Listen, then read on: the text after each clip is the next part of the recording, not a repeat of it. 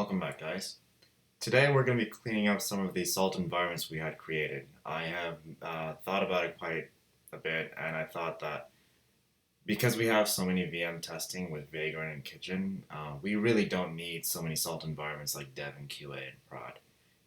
If we really wanted to have QA environment, we should be creating new servers and then just having having the base environment high state on that QA server, rather than create a whole different salt environment. So we're going to be removing the dev, QA, and prod environments and just sticking with the base environment. Second, as we went over last time, we tested a salt state on a kitchen YAML, with a kitchen VM, but it was limited to the one state. We're going to be moving that kitchen YAML to the root of the base environment and passing the is_file root true into the kitchen YAML, so make sure that it's able to pick up all of the other states together. Now, the problem with this is that it's not going to be able to pick up the pillars, so we'll have to pass the pillars as we need it. The last thing is we'll be creating other suites, so creating more suites. Right now, we only have the default suite in our kitchen YAML, and if you looked at my earlier video or the previous video, the suite is what also names the salt minion as well as a host name. So we're going to have, for example, a web because we need web hosts, and then we'll have app and so on to test our salt states. And that way we can go ahead and high state according to the minion IDs or the host name IDs. And rather than high state every state there is, we can limit them down to specific roles. With that said, let's go ahead and get started. Okay, so this is where we left off with the kitchen YAML. Now, the first thing we're going to do is that we're going to go ahead and move this test pillar where we created the fake pillars back up to the root of the base environment as well. That way, what we can do is, like, whenever we have new states and we create pillars for them, we also create the test pillar for them in the test pillar of the base environment. And then we can go ahead and always pass in fake data whenever we do a kitchen test, rather than using actual live data. You should always have the keys of the live data, but you should never pass the values. It should always be fake data. So let's go ahead and do that. Let me go ahead and move that folder.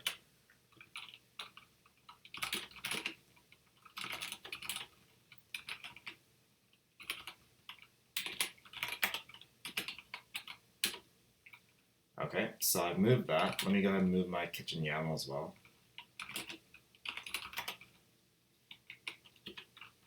And now it's back there. So let me close this one because it's no longer valid and open the kitchen YAML here.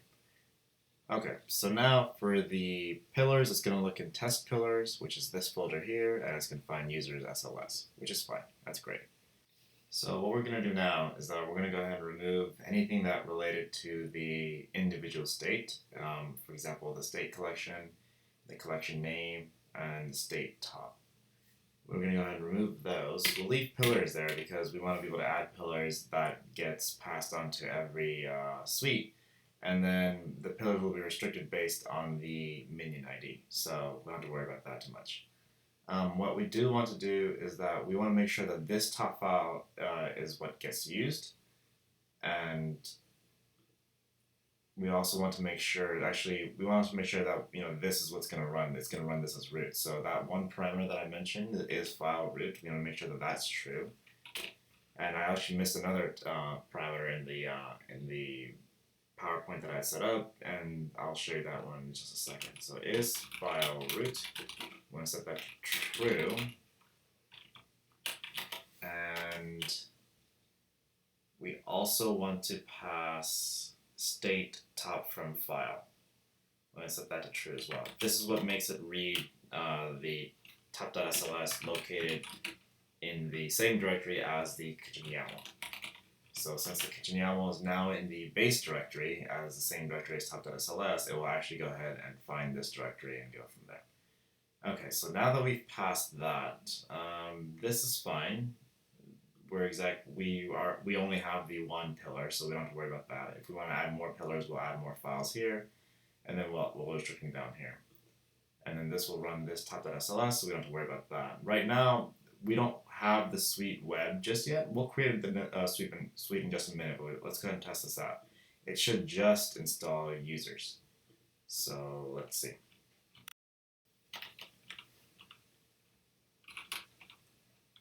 Make sure everything is destroyed.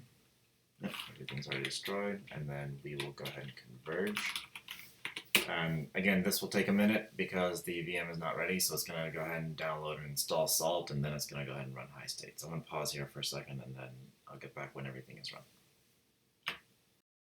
So it worked as expected. It only created the fake users. It did not mess with the Apache state that is on the top.sls, because if you look at the top.sls, every server or every minion will get the users state, but only the minions that start with the name web, which this does not, is going to get the Apache state. So what we're going to do now is that we're going to create the suite web, and we'll create web 01 or something like that. We'll create web 01 suite, and then that should get the minion name web 01 and then vagrant.com, and that should also include the Apache state. So let's test that bit out. So we'll have name web 01. So now if we do a kitchen list, we should see two of them. There we go. So web 01 CentOS 69. So now let's do kitchen converge web 01 CentOS 69, and then this will include that Apache state from the top.sls. Again, I'm going to pause here until this is finished, so I'll be back.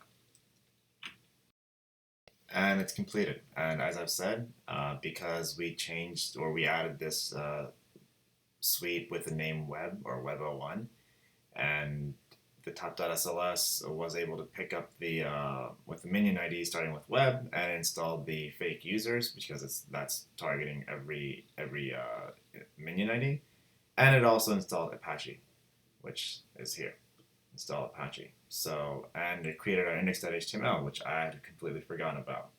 So that's fine. So that's how we're going to go ahead and test our future instances. So whenever we have like restrictions based on whether it's web, app, or DB, if we ever get that far, and so on. So on the next video, what we're going to do is that we're going to create a salt state for the app Flask. If you've ever heard of Django, this is a micro framework named Flask. It's pretty popular. If you don't know about it, please do let me know. I'll put some links in the description.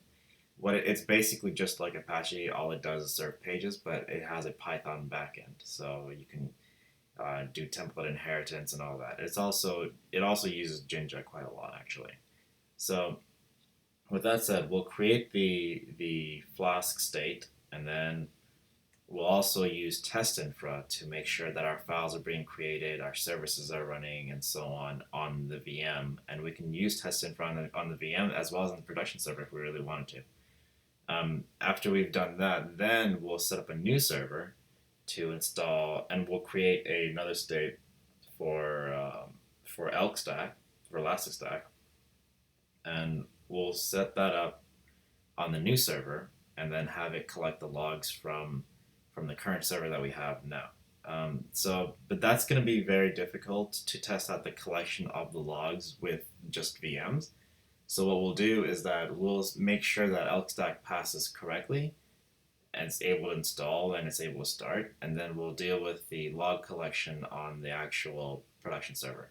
We don't have QA servers or staging servers to test out on. I'm not that rich enough to test out to create so many servers on AWS. So I'm going to go ahead and keep my costs to a minimum. So we're gonna go ahead and do it in production, basically.